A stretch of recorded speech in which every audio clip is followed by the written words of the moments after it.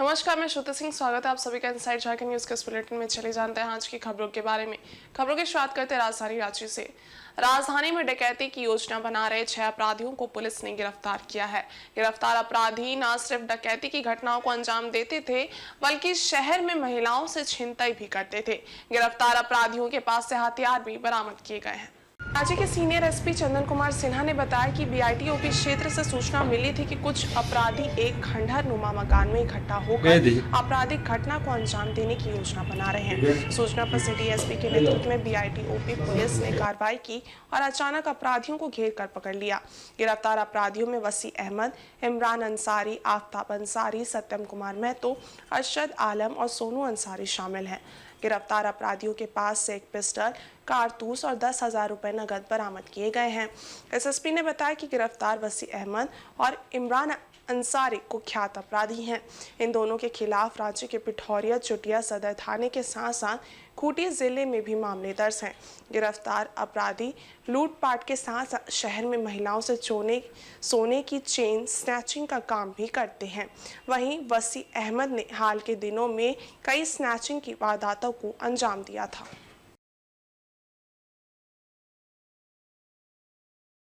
और किस तरह से पुलिस इसको पकड़ पाई? सूचना मिली थी कि जो बीआईटी मैसा थाना अंतर्गत एक गाँव टिट्टू है, वहाँ पर एक ऐसा मकान जो खाली पड़ा हुआ है, जिसमें खिड़की दरवाजा नहीं है, वहाँ पर कुछ अपराधी जमा हुए हैं। इस सूचना पर जब छापेमारी की गई तो 6 अपराधकर्मी पकड़े गए। उनके पास से एक पिस्टल, 3 गोली, 2 बाइक और 10,000 रुपया बरामद हुआ। ये लोग डकैती की योजना बना रहे थे, उसमें पकड़े गए हैं। जब इनका आपराधिक इतिहास पता किया गया तो पता चला कि इसमें 2 अपराधी जो है, इनका जो है पूर्व से एक लंबा चौड़ा आपराधिक इतिहास रहा है। बाकी का भी आपराधिक इतिहास हम लोग याद कर रहे हैं। इसमें 5 अक्टूबर को चेन छिनतई हुई थी रातू थाना क्षेत्र में, गोंदा थाना क्षेत्र में। उसमें इन लोगों ने अपना कन्फेस किया कि ये चेन इन लोगों ने छीना था। बाकी सीसीटीवी फुटेज से भी इनका चेहरा मिल रहा है। जो इनके रिसीवर हैं, जिसने चेन लिया था इनसे, उससे भी हम लोग पूछताछ कर रहे हैं, जिस पर ये लोग कह रहे हैं जिनके पास इन्होंने चेन बेचा था। कुल मिलाकर जो है ये अच्छी उपलब्धि है। 6 अपराधी एक साथ गिरफ्तार हुए हैं, हथियार भी बरामद हुआ है और हम लोग बाकी अन्य बिंदुओं पर जांच कर रहे हैं। वहीं पूर्वी सिंहभूम जिले के पोटका के संकरदा गांव में सांपों की देवी मां मनसा की पूजा अर्चना को लेकर भव्य झापन का आयोजन किया गया। इसमें 3 ओझा गुनियों ने 1 दर्जन से ज्यादा जहरीले नाग सांपों को लेकर हजारों की संख्या में उपस्थित भक्तों के समक्ष सांपों का खेल दिखाया। बताया जाता है कि पूरे श्रद्धा एवं विश्वास से सांपों की देवी मां मनसा की पूजा अर्चना करने से निसंतान दंपति को संतान की प्राप्ति होती है तथा इन विषधर सांपों के डसने का खतरा भी नहीं रहता। कार्यक्रम में उपस्थित पूर्व जिला पार्षद करुणामय मंडल एवं जिला परिषद पिंकी मंडल ने बताया कि इस क्षेत्र में लगभग 105 वर्षों से सांपों की देवी मां मनसा की पूजा अर्चना होती आ रही है। यहाँ की सबसे बड़ी बात यह है कि आज तक संकरदा एवं उसके आसपास के गांव में जहरीले सांपों के डसने से एक भी व्यक्ति की जान नहीं गई है। सभी सुख शांति और समृद्धि की कामना के लिए मां मनसा की पूजा करते हैं। इधर शोभा यात्रा में हजारों की संख्या में भक्तगण शामिल थे, जिसमें दूर दराज से आए भक्तों की संख्या ज्यादा थी। जो हमारे गांव है के पोटका प्रखंड के संकरदा गांव में मां मनसा की पूजा हो रही है। जो हमारे नाग कन्या भी हम लोग उसको कहते हैं और नागों की इसमें पूजा की जाती है। यहाँ पे प्रोग्राम किया जाता है, नागों को खिलाया जाता है झापान, उसको हम लोग झापान बोलते हैं। इसमें जो आदमी लोग होता है, सांपों की बहुत सारे से कलाकारियों उनका खेल दिखाते हैं। बहुत पौराणिक भी है। हाँ, और ये बहुत पौराणिक भी है। यही प्रोग्राम यहाँ भीड़ में बहुत संख्या में भीड़ है। यहाँ बहुत दूर दूर से गांव से भी सब लोग आ रहे हैं। सबसे पहले तो मैं डाक संक्रांति के शुभ उपलक्ष्य पर हमारे गांव में जो हमारे माझूपाड़ा में वो इसी दिन संक्रांति के दिन हर वर्ष, ये सदियों पुराना है, 100 साल से ऊपर हो गया है। यहाँ हर वर्ष ये संक्रांति के दिन माँ की कलश यात्रा होती है। इसके साथ साथ ये भव्य झापान यात्रा, इसके साथ साथ वो मैंने झापान का जो रथ है उसमें हमारे पुरुलिया के इस बार जो पुरुलिया के मैंने सपेरा लोग जो जिसको आप लोग ओझा गुनी कहते हैं, वो लोग आए हुए हैं, वो सांप का वो लोग खेला दिखा रहे हैं। यहाँ जो हमारे गांव में कम से कम 7-8 जगह में मनसा पूजा होता है। यहाँ होता है, वहाँ पर जो देव सभा लगा हुआ है वहाँ होता है, ऊपर पड़ा में होता है। हमारे गांव में विषहरी माँ मनसा देवी का अकृपण कृपा है। हमारे गांव के सारे भक्त लोग उनसे आश्रित हैं, उनके चरणों में, जिसके कारण यहाँ कभी मतलब सर्पदंशन में हमारे नॉलेज में, मेरा 53 ईयर्स हुआ है, अभी कोई भी डेथ नहीं किया है। और झारखंड में होने वाले विधानसभा चुनाव में किसी भी पार्टी के द्वारा बांग्ला प्रत्याशी को टिकट नहीं दिए जाने पर झारखंड बांग्ला भाषी उन्नयन समिति ने विरोध जताया है। समिति ने कहा है कि झारखंड के बंगाली समाज की अनदेखी एवं उपेक्षा राजनीतिक दलों को भारी पड़ेगा। बिष्टुपुर स्थित एक होटल में प्रेस वार्ता आयोजित कर समिति के सदस्यों ने कहा कि झारखंड राज्य गठन होने के बाद से बांग्ला भाषा एवं बांग्ला संस्कृति को समाप्त करने का षड्यंत्र किया जा रहा है। आगामी चुनाव के मद्देनजर झारखंड के सभी राजनीतिक दलों के प्रदेश अध्यक्ष को पत्र लिखकर राज्य के बांग्ला भाषी समाज की भावनाओं को ध्यान में रखते हुए बांग्ला बहुल इलाकों में बांग्ला भाषियों को टिकट देने की मांग की गई थी, जिससे बांग्ला भाषी समाज का उचित प्रतिनिधित्व हो सके। परंतु राज्य के किसी भी दल ने इस पर अभी तक कोई भी सार्थक कदम नहीं उठाया है। झारखंड की कुल आबादी का 42% आबादी अर्थात 1,30,00,000 आबादी बांग्ला भाषी है, जो राज्य में निर्णायक भूमिका निभाते हैं। इसलिए बांग्ला भाषियों की अनदेखी करने की कोशिश जो भी राजनीतिक दल करेगा उसको उसका परिणाम भुगतने के लिए तैयार रहना होगा, क्योंकि इस बार बंगाली समाज ने पूरी तैयारी कर ली है और वे अब चुप नहीं बैठेंगे। सही है कि हम पिछले 24 सालों से जो हम लोग का डिमांड है, खास करके पिछले 2 सालों से जिस तरह से हम लोग सड़क से सड़क तक जो आंदोलन कर रहे हैं, हम लोग का जो पहले का डिमांड था उस डिमांड के साथ एक नया डिमांड हम लोग दिए थे हमारे जितने भी पॉलिटिकल पार्टी से उनके प्रदेश अध्यक्ष कि हमारे जिस विधानसभा में बंगाली समुदाय के लोग ज़्यादा है वहाँ से बंगाली कैंडिडेट दिया जाए। तो इसके ऊपर अब तो देख रहे हैं कि कोई पार्टी अपने सूची निकाल रहे हैं कि कौन कौन से उनके प्रत्याशी होंगे, लेकिन हम लोग बंगाली समुदाय के एक भी प्रत्याशी का नाम उसमें नहीं है। तो हम लोग चाहते हैं कि राजनीतिक पार्टियां जिस जगह से अभी तक डिक्लेयर नहीं हुआ है, जहाँ से पूर्वी हो, बुरा हो, इस जगह से हमारे अपने राजनीतिक दल अपने जो कैंडिडेट्स हैं वो बंगाली समुदाय से दें। अगर बंगाली समुदाय से दिया जाता है तो ठीक है, नहीं तो आने वाले दिनों में हमारे संगठन फिर से बैठेंगे और डिसीजन लेंगे इसके ऊपर हम लोग क्या करेंगे आने वाले चुनाव। रांची जिला अंतर्गत तमाड़, रांची, हटिया, कांके और मांडर विधानसभा सीट के लिए पहले चरण में मतदान सुनिश्चित किया गया है। जिला निर्वाचन पदाधिकारी और उपायुक्त वरुण रंजन ने गुरुवार को संवाददाता सम्मेलन आयोजित कर बताया कि नामांकन संबंधी सभी तैयारियां पूरी कर ली गई हैं। कहा कि पहले चरण के तहत जिले के 5 विधानसभा सीट के लिए नामांकन की प्रक्रिया शुक्रवार से शुरू होगी। चुनावी कार्यक्रम के तहत नामांकन की अंतिम तिथि 25 अक्टूबर निर्धारित है, जबकि नामांकन पत्रों की जांच 28 अक्टूबर को होगी। 30 अक्टूबर तक प्रत्याशी अपना नामांकन वापस ले सकते हैं। वहीं 13 अक्टूबर को मतदान की तिथि सुनिश्चित की गई है। जिला निर्वाचन पदाधिकारी ने बताया कि मत की गणना 23 नवंबर को होगी, जबकि 25 नवंबर को चुनावी प्रक्रिया संपन्न हो जाएगी। विधानसभा निर्वाचन 2024 के प्रथम चरण में होने वाले चुनाव की अधिसूचना जारी कर दी है। रांची जिले में प्रथम चरण अंतर्गत 58 तमाड़, 63 रांची, 64 हटिया, 65 कांके एवं 66 मांडर विधानसभा निर्वाचन क्षेत्र हेतु अधिसूचना आज दिनांक 18 अक्टूबर 2024 को जारी की जा रही है, जिसके मतदान की तिथि दिनांक 13 नवंबर 2024 को निर्धारित है। Schedule for general election to the legislative assembly of Jharkhand phase 1 में 58 तमाड़, 63 रांची, 64 हटिया, 65 कांके एंड 66 मांडर विधानसभा क्षेत्र। Date of issue of notification 18 October 2024। Last date of making nomination 25 October 2024। Date of scrutiny 28 October 2024। Last date of withdrawal 30 October 2024। Date of poll 13 November 2024 and date of counting 23 नवंबर 2024। उल्लेखित तिथि अनुसार प्रत्येक विधानसभा निर्वाचन क्षेत्र के निर्वाची पदाधिकारी द्वारा नामांकन, संवीक्षा, नाम वापसी, मतदान एवं मतगणना कराई जाएगी। सभी अभ्यर्थी प्रत्याशी नामांकन प्रपत्र अपने अपने निर्वाचन क्षेत्र के निर्वाची पदाधिकारी के कार्यालय से प्राप्त कर सकते हैं। नामांकन भरने एवं वांछित दस्तावेजों की विवरणी से संबंधित दिशा निर्देश निर्वाची कोषांग द्वारा उपलब्ध करा दी जाएगी। इधर पूर्वी सिंहभूम जिले के सभी 6 विधानसभा सीटों के लिए नामांकन की प्रक्रिया शुक्रवार से शुरू हो गई। जमशेदपुर में 4 और घाटशिला में 2 सीटों के लिए नामांकन होंगे। रिटर्निंग ऑफिसर के कार्यालयों में दिन के 11 से 3 बजे तक नामांकन पत्र स्वीकार किए जाएंगे।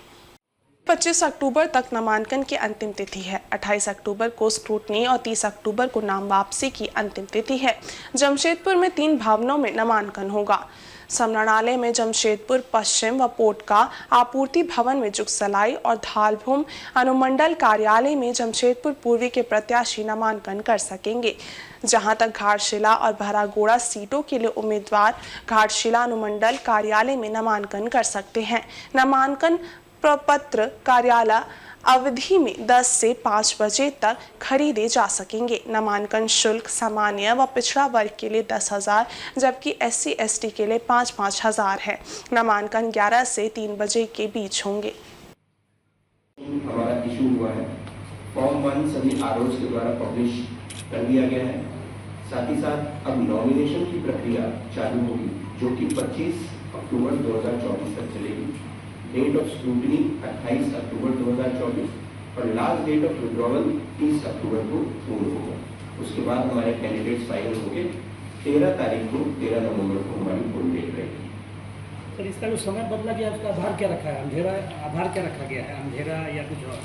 उसके आधार जो है वो सिक्योरिटी रीजन है और साथ ही साथ दूरी को देखते हुए दूरी एंड सिक्योरिटीज को देखते हुए ताकि समय वहाँ से पोलिंग पार्टी जो है वो सलामत वापस आ सके। वहीं पूर्वी सिंहभूम जिले के मुसाबने स्थित मां शीतला मंदिर के सौंदर्यीकरण का कार्य पूरा हो चुका है।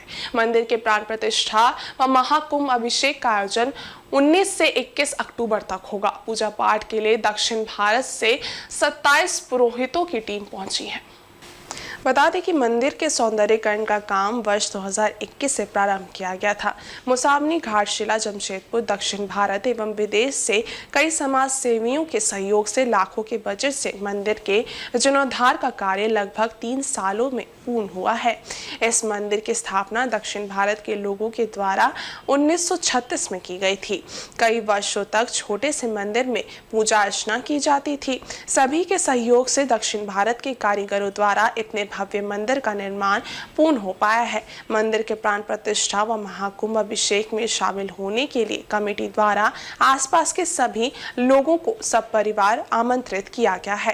कार्यक्रम को लेकर तैयारियां जोरों पर है। मंदिर के बचे हुए कार्यों को अंतिम रूप दिया जा रहा है।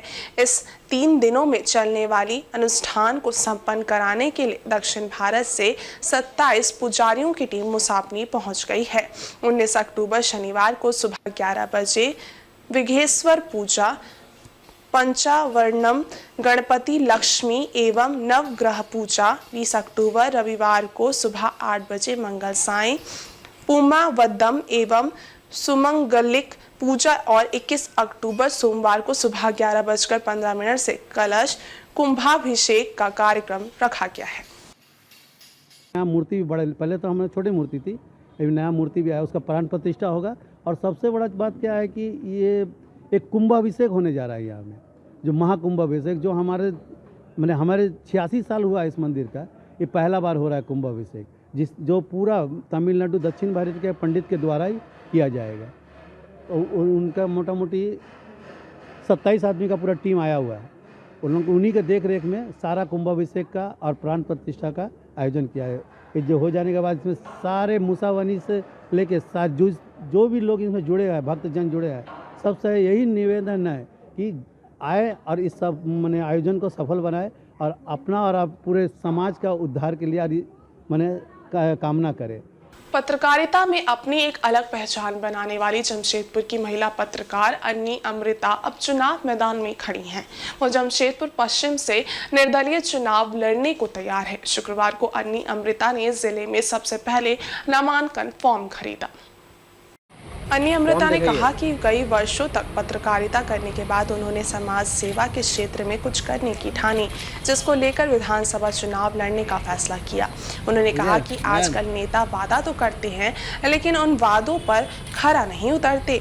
इसी से परेशान होकर वो अब चुनावी अखाड़ा में अपनी किस्मत आजमा रही हैं।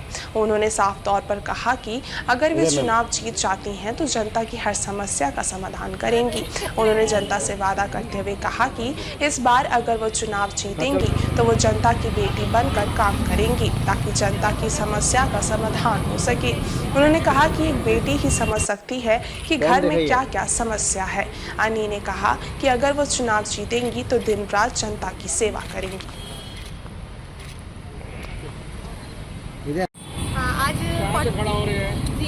आज 49 जमशेदपुर पश्चिम से मैंने नामांकन पत्र लिया है, वहाँ से चुनाव लड़ने के लिए, और 10,000 ये डिपॉजिट मनी है जो हमने जमा किया है, और 4 सेट में फॉर्म खरीदा है और 40 रुपया में एक सेट है। ये यहाँ पे व्यवस्था है और मैंने वो लिया है।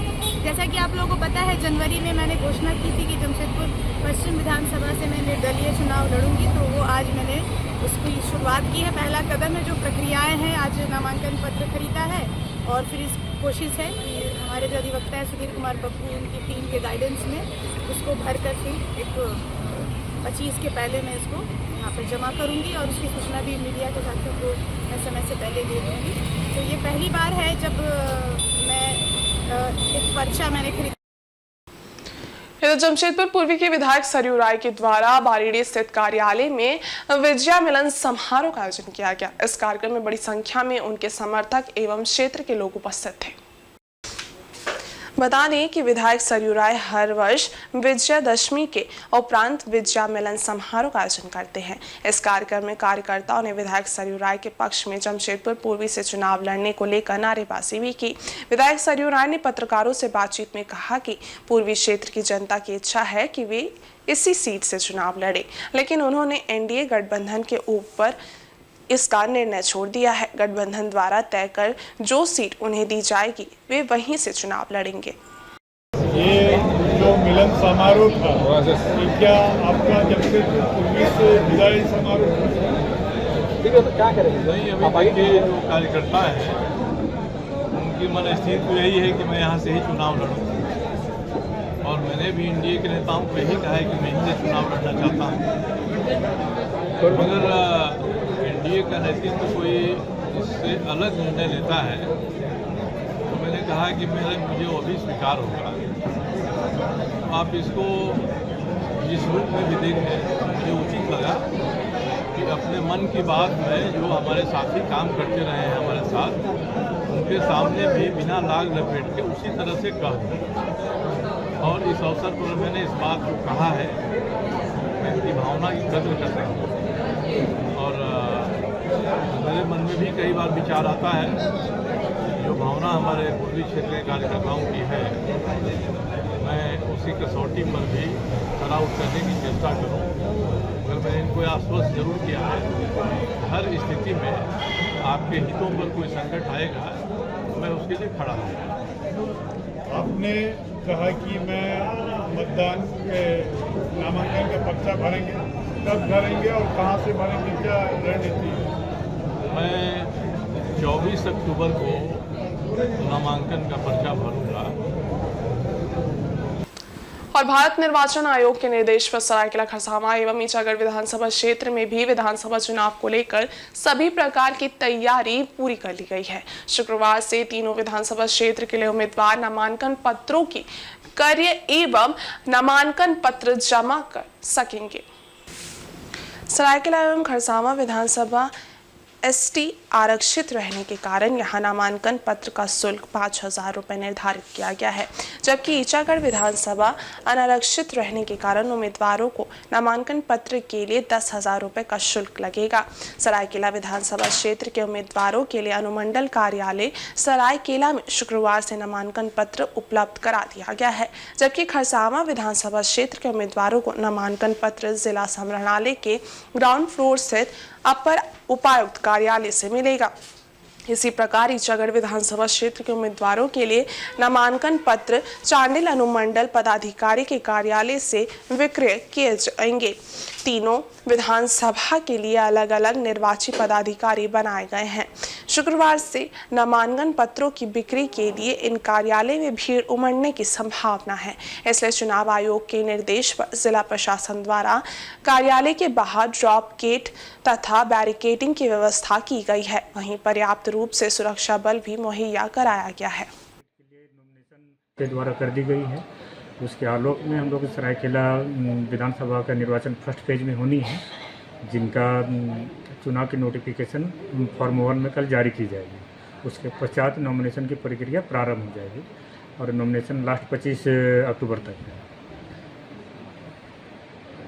जो कैंडिडेट है नॉमिनेशन पेपर में अपना आके नॉमिनेशन पेपर लेंगे और नॉमिनेशन पेपर के साथ उसमें चूँकि ये मेरा एसटी रिजर्व सीट है सरायकेला विधानसभा एसटी रिजर्व सीट के लिए नॉमिनेशन जो सिक्योरिटी मनी होती है, सिक्योरिटी मनी के रूप में जनरल सीट के लिए 10,000 होती है और जो एसटी सीट वगैरह या एसटी कैंडिडेट के लिए उनके लिए 5,000 रुपया उनकी आधी राशि होती है। उनके लिए उनको जाति प्रमाण पत्र देनी होती है, तो जाति प्रमाण पत्र के आधार पर हम लोग नॉमिनेशन जो सिक्योरिटी डिपॉजिट होता है वो दिया जाता है। दूसरी चीज़ होगी यही कि जो आपका नॉमिनेशन पेपर उसमें फॉर्म 2B होता है और एफिडेविट एक होता है जो फॉर्म 26 में होता है। उसमें टोटल डिटेल रहता है, सारे कैंडिडेट उसमें अपना भर के देंगे। उसके साथ जो भी इनक्लोजर रहता है उसमें तो इनक्लोजर नॉमिनेशन पेपर में और आपका उन लोगों का कैंडिडेट हैंडबुक वगैरह मिलता है, उसमें टोटल चीज़ रहता है डिटेल। इधर सरायकेला खरसावां जिला के ईचागढ़ पुलिस ने ट्रक चालक से लूटपाट करने वाले गिरोह के 2 सदस्यों को गिरफ्तार किया है। पकड़े गए दोनों आरोपियों ने बासा हाथू के पास अपने साथियों के साथ मिलकर ट्रक चालक से लूट की घटना को अंजाम दिया था। पुलिस ने शुक्रवार को दोनों को न्यायिक हिरासत में जेल भेज दिया। इस मामले में अन्य 2 अभियुक्त अब भी फरार हैं, जिनकी धरपकड़ के लिए पुलिस छापेमारी कर रही है। गिरफ्तार अभियुक्तों में मेहताब अंसारी व इतबा कुमार शामिल है। दोनों रड़गांव के रहने वाले हैं। इनके पास से पुलिस ने ट्रक से लूटी गई 2 बैटरी, घटना में प्रयुक्त एक तावली और एक बाइक बरामद की है। मिली जानकारी के अनुसार गुरुवार की रात करीब 1:30 बजे सिली रंगामाटी सड़क पर बासा हाथू के पास पंचर हो जाने के कारण एक ट्रक खड़ा था। इसके चालक को हथियार का भय दिखाकर और पेड़ में बांधकर 4 अज्ञात लुटेरे ट्रक में रखे 15,000 रुपए नकद और ट्रक में लगी 2 बैटरी खोलकर अपनी बाइक से फरार हो गए थे। बताया जा रहा है कि कांड्रा आधुनिक कंपनी से लोहे का सामान लेकर हजारीबाग के चौपारण थाना क्षेत्र का निवासी ट्रक चालक शैलेश कुमार पटना जा रहा था। रास्ते में ट्रक पंचर हो जाने के कारण वह रुक गया। इसी बीच अपराधियों ने घटना को अंजाम दिया। इस मामले में पुलिस ने तत्परता दिखाते हुए घटना के करीब 3 घंटे के भीतर ही रांची के तमाड़ थाना क्षेत्र के रड़गांव से 2 बदमाशों को गिरफ्तार कर लिया।